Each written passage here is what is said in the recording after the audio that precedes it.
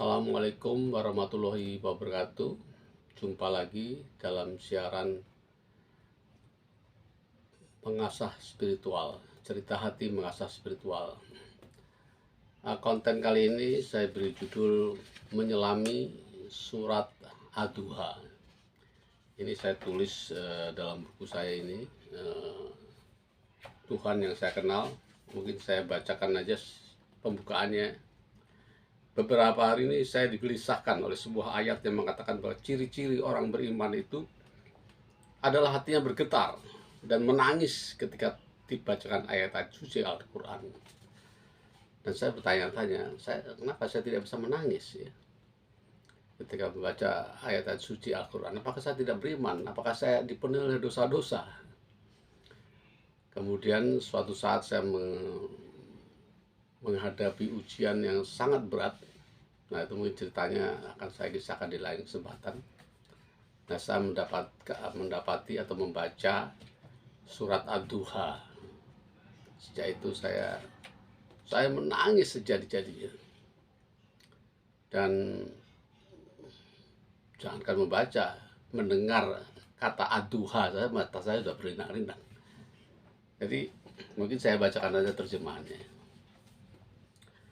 Ad-Duha, demi waktu duha dan malam yang sunyi. Sungguh Tuhanmu tidak meninggalkan kamu dan tidak pula membencimu. Sungguh hari esok lebih baik dari hari kemarin. Dan Tuhanmu akan memberimu karunia yang besar. Bukankah Dia melindungimu tatkala kamu yatim? Bukankah Dia memberi petunjuk tatkala kamu bingung? Bukankah Dia mencukupimu tatkala kamu kekurangan? Maka anak yatim jangan kamu sia-siakan, dan pengemis jangan kamu hardik, dan bersyukurlah atas nikmat dari Tuhanmu. Kita akan mendalaminya satu persatu ayat ini. Demi waktu duha dan malam yang sunyi. Ini seperti janji yang kokoh ya, yang tidak sembarangan. Ya kalau kita di dunia itu, kalau kita ada perjanjian, kita kasih materai atau kita notarilkan, itu janji yang kuat. Ya kalau Tuhan seperti ini, demi waktu duha yang terang dan malam yang sunyi. Perpaduan antara dua waktu ini menggambarkan sesuatu yang kokoh. Jadi ini disaksikan oleh dua waktu itu. Sungguh Tuhanmu tidak meninggalkanmu dan tidak pula membencimu. Jadi latar belakang ayat ini adalah ketika Nabi merasa ditinggalkan oleh Allah ya. Waktu itu berminggu-minggu barang tidak turun ayat. Dan orang-orang kafir Quraisy sudah mau olok-olok Nabi. Nabi sudah ditinggalkan Tuhan ya, nggak ada lagi dia. Tidak ada lagi Nabi, sudah ditinggalkan dia. Kemudian malam-malam Nabi bingung, resah, kemudian sedih, dan dia berdoa di malam hari menghadap ke langit. Maka turunlah ayat ini, ayat yang mendamaikan, dan ayat yang melegakan hatinya ya. Sungguh hari esok lebih baik dari hari kemarin. Jadi setelah menghadapi badai, ujian dan sebagainya, hari esok itu lebih baik. Dan memang pada saat itu, setelah ayat itu, umat Islam memperoleh kejayaan, kemenangan di mana-mana ya. Jadi wilayah Islam bertambah, menjadi tambah besar, sehingga bisa menyaingi kerajaan-kerajaan besar kayak Romawi dan Persia.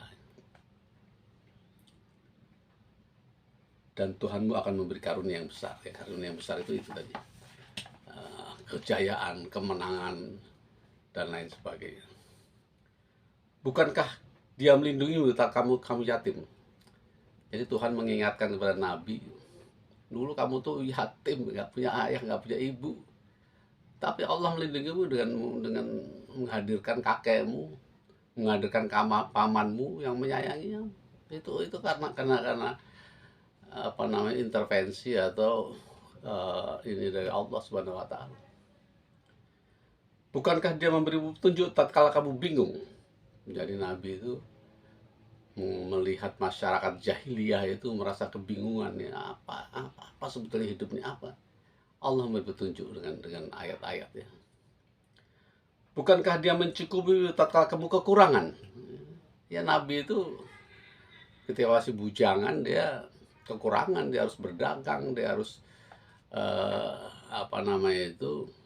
berusaha untuk menghidupi hidupnya dengan susah payah. Dan Allah mencukupinya dengan apa? Menjodohkan Nabi dengan Siti Khadijah, seorang janda yang kaya raya, cantik. Sehingga Nabi tidak perlu lagi itu bekerja keras karena tugasnya ada yang baru, ada tugas lain yaitu dakwah. Tugas menyampaikan kebenaran kepada umat manusia. Tidak perlu lagi dia cari duit lah gitu. Maka anak yatim jangan kamu sia-siakan. Jadi artinya berbuatlah amal, berbuat amal. Anak yatim memang adalah anak yatim itu sendiri, tetapi saya ingin beristihad bahwa maksudnya itu adalah bukan hanya sosok anak yatim saja, tetapi siapapun yang terpinggirkan ya, termarginalkan, masyarakat minoritas misalnya, kemudian juga alam, bahkan ya lingkungan hidup yang rusak, itu adalah hal-hal yang termarginalkan. Seperti anak yatim harus disantuni, dilindungi. Endangered species ya, hewan-hewan yang hampir punah, itu juga anak yatim. Dan pengemis jangan kamu hardik, jadi jangan sombong gitu ya. Tidak boleh sombong. Jadi itu amalan yang harus diterapkan oleh Nabi Muhammad ya. Dan bersyukurlah atas nikmat Tuhan.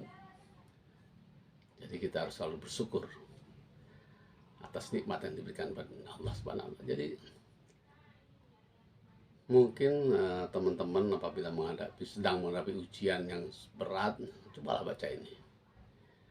Apa yang didialogkan antara Tuhan dengan Nabi itu bisa terjadi pada kita juga. Kalau kita berdoa, kalau kita memohon, maka